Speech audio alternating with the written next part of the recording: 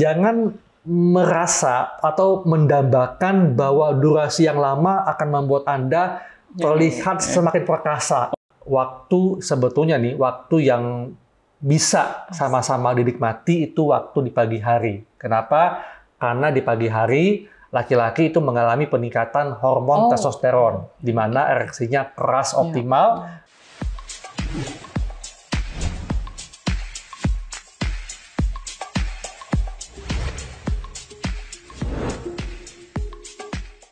Halo Peres, ketemu lagi nih bareng Bu Putih, dan kali ini nih aku mau ngobrol-ngobrol bareng sama Dokter Haikal. Jadi buat Peres semuanya nih yang mungkin sering nonton IG Live di Parent Talk atau bahkan udah follow Dokter Haikal, nungguin banget kontennya, mantengin banget nih. Hari ini langsung ngobrol sama Dokter Haikalnya. Kira-kira kita mau ngobrolin apa nih Peres? Nah tapi Dok nih kalau dilihat-lihat tadi kita udah bahas tentang kepuasan, orgasme. Kemudian sering banget nih ada yang bilang, gimana caranya pasangan kita lama nih di ranjang gitu. Jadi sebetulnya yang bagus itu yang lama di ranjang atau yang cepat orgasme gitu Dok. Karena kan itu seperti berkebalikan ya. Ada yang cari gimana nih posisi yang cepat orgasme gitu. Tapi sebagian ada yang pengen maunya lebih lama nih sama pasangan di ranjang. Nah itu tuh maksudnya untuk rangkaian mencapai kepuasan itu kah sebetulnya? Atau gimana? Iya, sebetulnya kalau kita membahas tentang cepat atau lama atau durasi, ini memang ada perbedaan persepsi di antara masyarakat ya. Bahkan laki-laki pun banyak yang mendambakan durasi yang lama ya. Betul.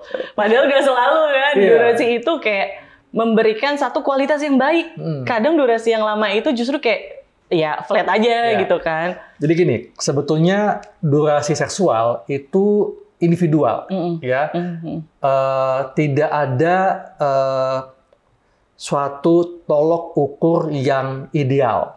Karena semuanya tergantung dari tiap-tiap pasangan, tergantung kesehatan fisik laki-laki dan perempuan, termasuk kesehatan mental juga. Ya. Dan yang mesti dipahami adalah bahwa durasi itu sangat tergantung dari foreplay, ya, kemudian posisi bercinta pada saat penetrasi.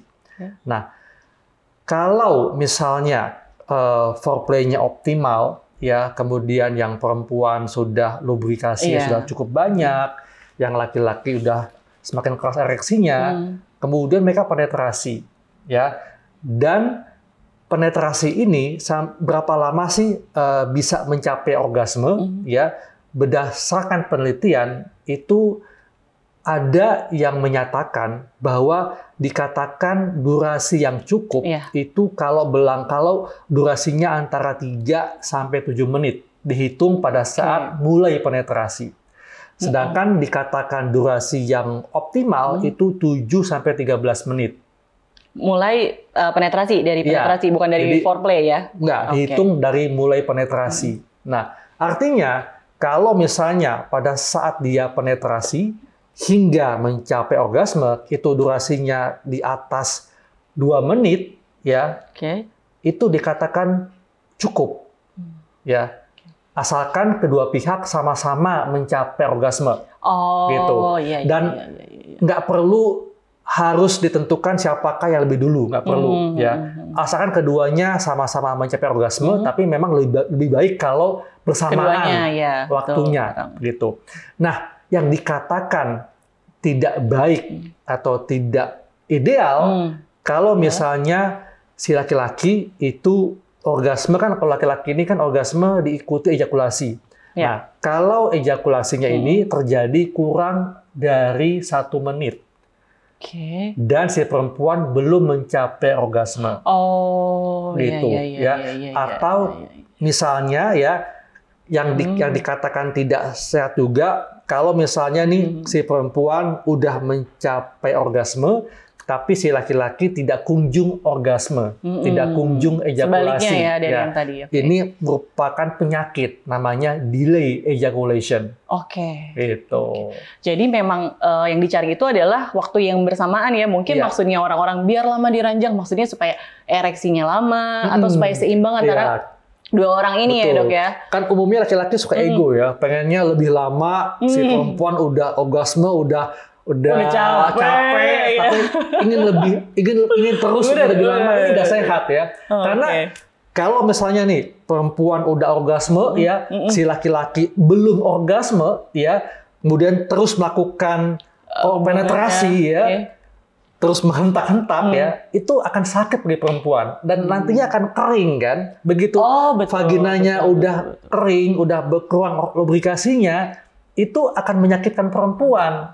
Berarti tadinya dia juga udah turun ya, Dok? Betul. Dia sudah tidak dalam gairah yang sama bareng sama pasangannya. Jadi laki-laki nggak boleh ego. Nah, gimana dong kalau gitu, Dok? Nah, jadi berhenti tiba-tiba kan? Enggak juga kali. Jadi untuk laki-laki ya, jangan merasa atau mendambakan bahwa durasi yang lama akan membuat Anda terlihat semakin perkasa. Itu enggak. Tuh, penting tuh. Karena yang namanya tujuan dari melakukan hubungan seksual itu adalah untuk sama-sama mendapatkan orgasme dan kepuasan seksual. Jadi orgasme ini itu tidak selalu ditandai dengan durasi yang lama ya, tapi bagaimana kedua pihak sama-sama bisa merasakan orgasme, di mana perempuan bisa mengalami orgasme kontraksi ritmik di vaginanya ya, dan laki-laki bisa merasakan otot pangkal penisnya itu kontraksi yang diikuti oleh ejakulasi. Nah, cara taunya pasangan udah orgasme atau enggak mungkin kan nggak selalu bisa dilihat dari fisiknya ya, gitu. Kira-kira apa? Terus kalau ternyata belum orgasme, kita menyampaikan itu ke pasangan tuh gimana tuh, Dok? Iya, jadi gini. Kalau pada laki-laki mungkin lebih dapat dirasakan ya ketika dia orgasme, karena laki-laki diikuti oleh ejakulasi ya. Nah, kalau perempuan ini sebetulnya kalau laki-lakinya pintar tahu apakah perempuannya orgasme atau fake orgasme ya. Kenapa? Perempuan pada saat dia orgasme maka akan ditandai dengan kontraksi ritmik atau istilahnya orgasmic platform ya, di sepertiga rongga depan vagina, di mana gerakannya seperti meremas penis. Jadi kalau laki-lakinya merasa penisnya diremas-remas oleh vagina perempuan, nah itu artinya perempuannya telah mencapai orgasme.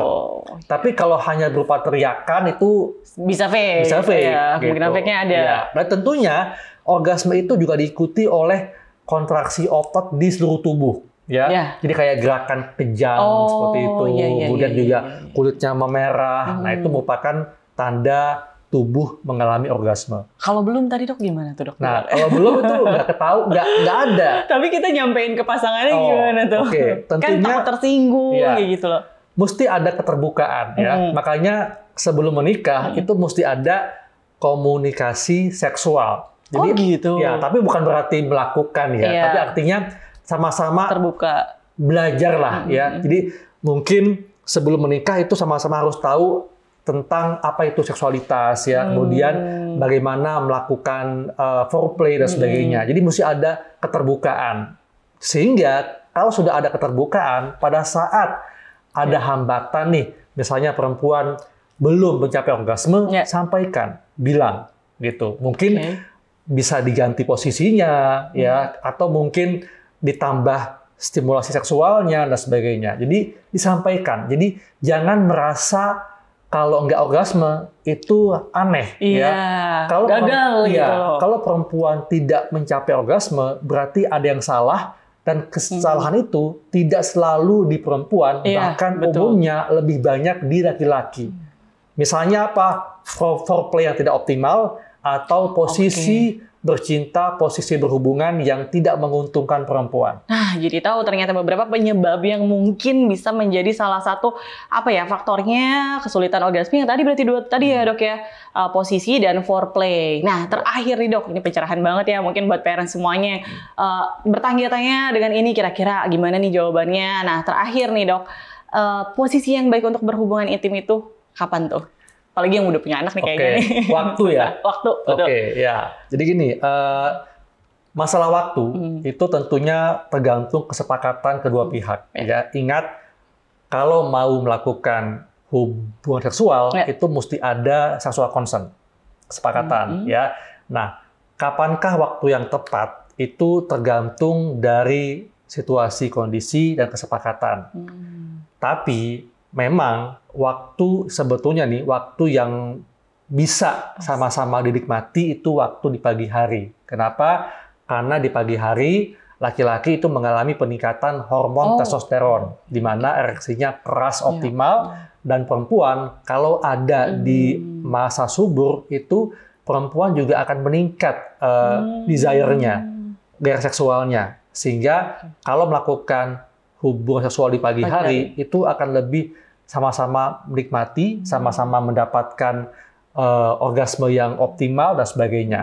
Gitu. Tapi kalau misalnya nih ada aktivitas yang padat atau ada anak ya, tentu mesti disediakan waktu yang betul-betul bisa dinikmati berdua. Misalnya bolehlah pergi liburan berdua ya gitu. Kemudian juga kalau misalnya memang anaknya masih kecil ya, nggak bisa melakukan liburan yang jangka panjang khusus ya, mungkin dapat lakukan quickie sex. Tapi tadi yang saya katakan, meskipun quickie sex tetap bisa menikmati asalkan tahu tips dan triksnya untuk melakukan foreplay. Dan foreplay ini dapat dilakukan sebelum melakukan hubungan seksual, misalnya di pagi atau siang hari, sudah mulai melakukan foreplay berupa foreplay yang sifatnya emosional, psikis, berupa kalimat romantis, kalimat-kalimat yang erotis, dan sebagainya.